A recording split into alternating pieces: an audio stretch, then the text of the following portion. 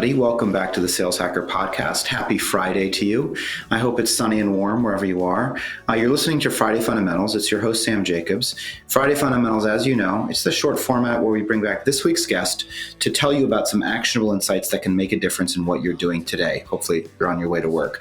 We've got this week's guest on the show, Matt Cameron, the managing partner and founder of Sassy Sales Management, a longtime enterprise sales manager, leader, in addition to being the one-time Australian kickboxing champion. And we're going to ask him about why certain perfect strategies fail and what you can do to make sure that your perfect strategy is actually successful. Now, before we get there, we want to thank our sponsor. Our sponsor is that unicorn that everybody knows and loves, Outreach. Outreach triples the productivity of sales teams and empowers them to drive predictable and measurable revenue growth. By prioritizing the right activities and scaling customer engagement with intelligent automation, Outreach makes customer-facing teams more effective and improves visibility into what really drives results. I've been reading that ad copy for almost 2 years. I think I'm going to reach out to somebody at Outreach and get some new copy written because hopefully some of you loyal listeners can recite that word for word as I can. Now, without further ado, Matt, welcome back to the show. How are you? Hey, great to be here. Good, thanks. Good. You're feeling good? Your body is good? I'm fired up, Sam. Good. Did you get your meditation in today? Of course, every day. Good.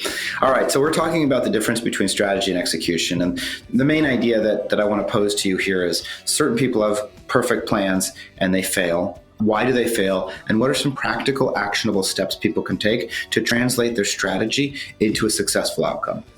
Yeah, this is one of my favorite topics right now. Is I spend a bunch of time with CEOs and founders and VPs looking through some of their beautiful OKR or V2 MOM plans that they've spent 2 days off site with the executive team building that they're very, very proud of.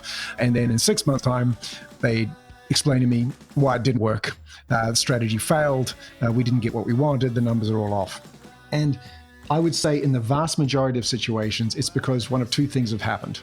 Back in the day when I was at Salesforce and the Vision Values V2 MOM program was put in place, the reason it would fail in a region at a time is because we would spend all the time up front looking at it, designing it, sticking it in the drawer, and at the end of the year pulling it out and going, oh shit, we didn't do any of that.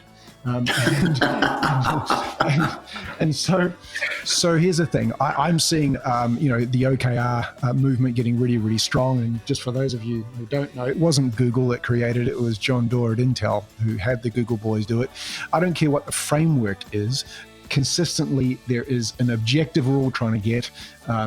There are some key result areas or things we need to achieve to get to that objective. And there are specific milestones, activities, or actions that are date-driven and and have owners that'll get us there.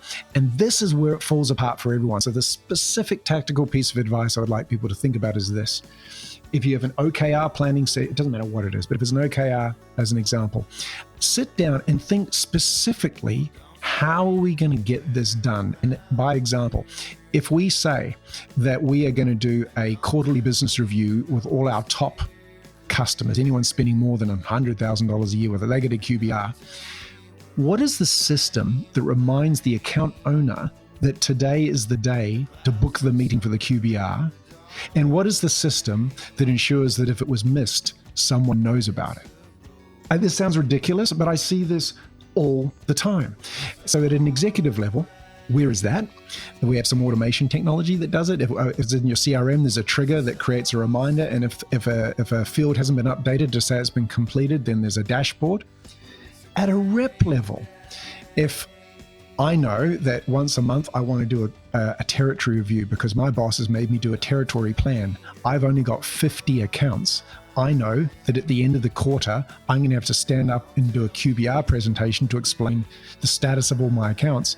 Once a month, I should probably have a look and see of those 50, how many have I engaged, how many have I qualified out, how many have active opportunities, et cetera, et cetera.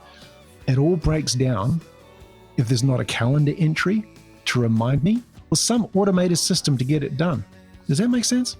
It does make sense. Here's what I'm hearing from you. Tell me if I'm roughly summarizing and paraphrasing correctly.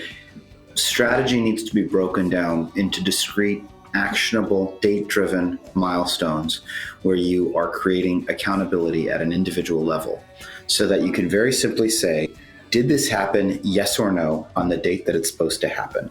And if all of those things roll up to the strategy, then you can accomplish your strategic goal. But if you don't distill the strategy into milestone-driven, binary outcome checkpoints, then you don't really have a tactical plan.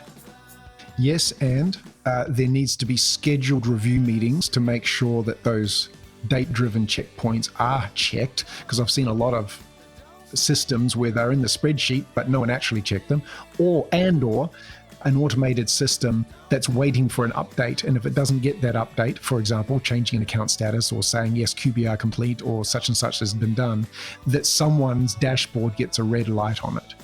So simple, so rarely done. And that's why I see great strategy, quote, fail. I love it, Matt. The armed forces, I think it's the Navy in the US, has a phrase for this. What you expect, you inspect. So, Matt, there's folks that are listening that are inspired by what you're saying. They probably need to be trained as frontline managers or as any of the different functions that SASE is accomplishing and training and helping with professional development on. So if folks want to reach out to you, remind us how we can get in touch with you. You can find me on LinkedIn, Matt Cameron, very easily. Otherwise, go to SASE Sales Management, which is spelt like SaaS. And we look forward to hearing from you. Awesome. Thanks for being on the show, folks. If you want to reach out to me, you can. LinkedIn.com/Sam F. Jacobs. If you want to be like all of the graduates of Matt's SASE Sales Management and join the best and most helpful and most productive professional community out there for revenue leaders, find us at revenuecollective.com. And otherwise, I'll talk to you next time. Have a great Friday.